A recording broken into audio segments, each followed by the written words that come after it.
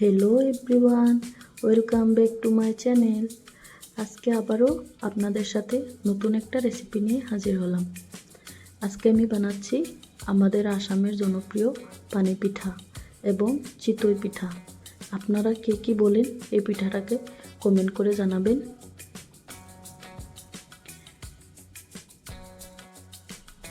এই পিঠাটাকে আমি আগে কখনো বানাইনি, আজকে ফার্স্ট আমি ট্রাই করছি।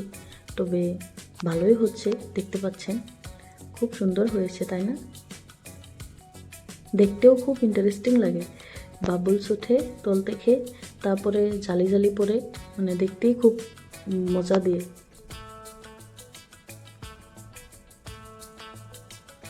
আমার টোটাল 4টা পিঠা হয়েছিল, এখানে 4টা আছে। দেখেন আমি রাইস ফ্লোর নিয়েছি 1 কাপ, ছোটো কাপ দিয়ে 1 কাপ। তারপরে মিল্ক নিয়েছি, ওয়ার্ম মিল্ক, মানে হালকা গরম পানি নিয়েছি। এখন আমি বাটারটা বানিয়ে নেব। এখানে ছোটো কাপ দিয়ে 1 কাপ দুধ আছে, দুধটা আমি পুরো দিয়ে দেব। দিয়ে আমি ফেটিয়ে নেব, ভালো করে মিশিয়ে নেব বাটারের সাথে।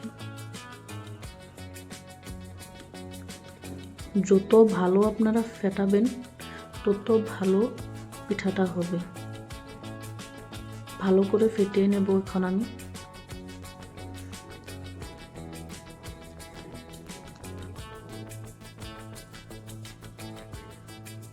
এই পিঠাটা দেখতে যেমন সুন্দর হয়, খেতেও তেমন সুন্দর হয়।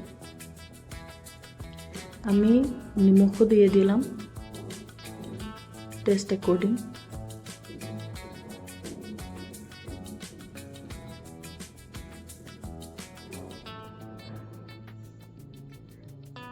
এই যে দেখেন আমি নিমক দিয়েছি।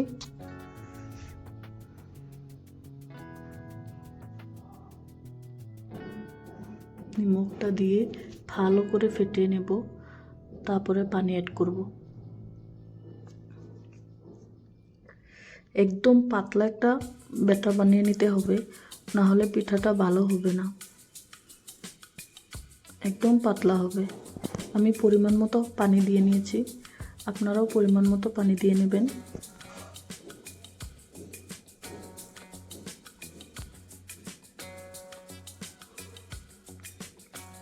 যত ভালো ফেটাবেন বাটারটা তত ভালো টেস্ট আসবে।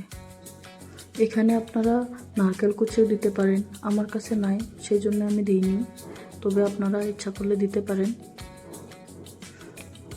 একটুখানি নুন আর নারকেল দিলে দিতে পারেন।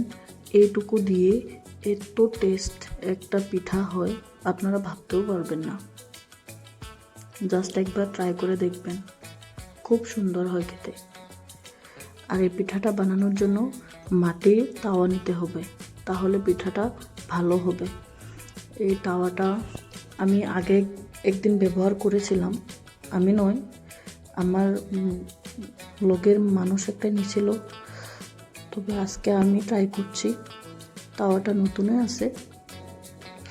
এখানে একটুখানি তেল আপনারা ব্রাশ করে নেবেন, তাহলে পিঠাটা তলে লেগে যাবে না, ভালো করে উঠে আসবে পিঠাটা, আপনাদের সুবিধা হবে।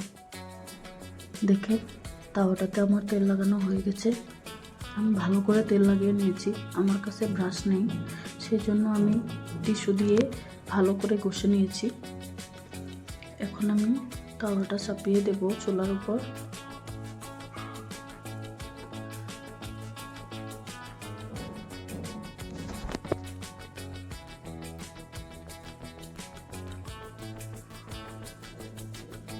দিয়ে দিলাম। এখন আমি 1 হাতা ব্যাটার নিয়ে তাওয়াতে দিয়ে দেব। একদম সিম্পল, বাচ্চারাও পারবে পিঠাটা বানাতে,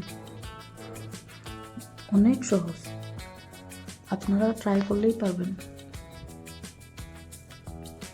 আমি কখনো বানাইনি, ফার্স্ট টাইম ট্রাই করলাম, তাও দেখেন আমি কত সুন্দর পিঠা বানিয়েছি, আপনারাও পারবেন।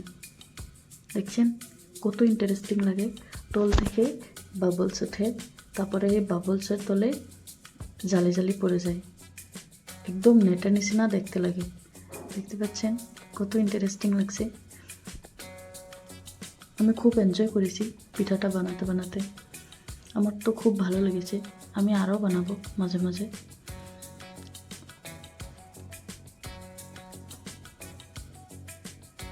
হতেও বেশি টাইম নেই না, দেওয়ার সাথে সাথে হয়ে যায়। ঢেকে দিলে কি হয় জানেন, পিঠাটা ফুলে ওঠে, কিন্তু এই ফোলা পিঠাটা আমার খেতে ভালো লাগে না। আমি না দেখে এনেকে এইভাবে বানাই, এইভাবে বানালে মানে দেখতে আমার খুব ভালো লাগে পিঠাটা। দেখতে পাচ্ছেন পুরো জালি জালি পড়েছে, সবটুকু পিঠাতে জালি পড়েছে, একটুখানি বাকি নেই।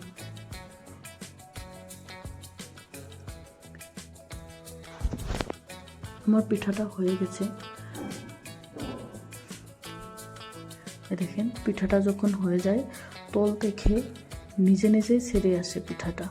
দেখতে পাচ্ছেন, মানে পিঠাটা যদি না হয় তাহলে আপনি পিঠাটা তাওয়া থেকে উঠাতে পারবেন না, তলে লেগে যাবে। আমার পিঠাটা এটা ফার্স্ট পিঠা তো, এটা সেকেন্ড টাইম। ফার্স্টে একটা দিয়ে উঠিয়েছি, একটুখানি লেগে গিয়েছে তলে, তবে উঠে যাবে, প্রবলেম হবে না। উঠে গেছে, দেখছেন কত সুন্দর পিঠা হয়েছে, দেখতেও সুন্দর, খেতেও ভালো, একদম সফট। আর এই সফটটা কেন হয়েছে জানেন, আমি দুধ দিয়েছি যে, সেই কারণে। আপনারা ট্রাই করবেন দুধটা দিতে, আর পিঠাটাও খেতে টেস্ট হয় দুধটা দিতে।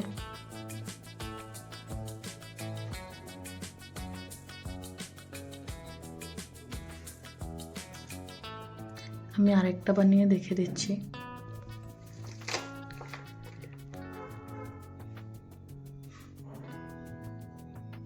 দিয়ে দিলাম, আমি আর একটু দেব, দিয়ে দিলাম। আমার এই পিঠাটাও প্রায় হয়ে এসেছে, বেশিক্ষণ লাগবে না, হয়েই গেছে প্রায়।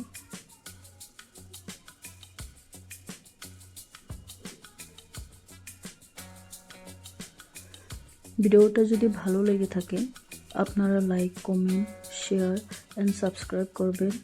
আপনারা আমাকে সাপোর্ট করুন, আপনারা আমাকে সাপোর্ট করলে তবেই আমি এগিয়ে যেতে পারবো। সবাইকে অনেক অনেক ধন্যবাদ আমার ভিডিওটা দেখার জন্য। দেখেন হয়ে গেছে, অলমোস্ট কমপ্লিট। আর একটা পিঠা আছে, সেটা আমি বানিয়ে নেব, সেটা আর দেখাচ্ছি না। কমপ্লিট। আর তার সাথে আমি একটুখানি মিল্ক চা বানিয়েছি। এই পিঠাটা মিল্ক চার সাথে খুবই টেস্টি লাগে, খুবই টেস্ট লাগে খেতে, মানে দারুণ লাগে। পিঠাটা চাতে চুবিয়ে দেওয়ার সাথে সাথে দেখেন চাটা চুষে নিচ্ছে পিঠাটা, দারুণ, ওয়াও, দারুণ টেস্ট। আমি তো খুব এনজয় করেছি। আপনারাও এইভাবে বানিয়ে খাবেন পরিবারের সাথে, দেখবেন খুব ভালো লাগবে। খুদা হাফেজ, আসসালামু আলাইকুম সবাইকে। ভালো থাকবেন, সুস্থ থাকবেন, বাই।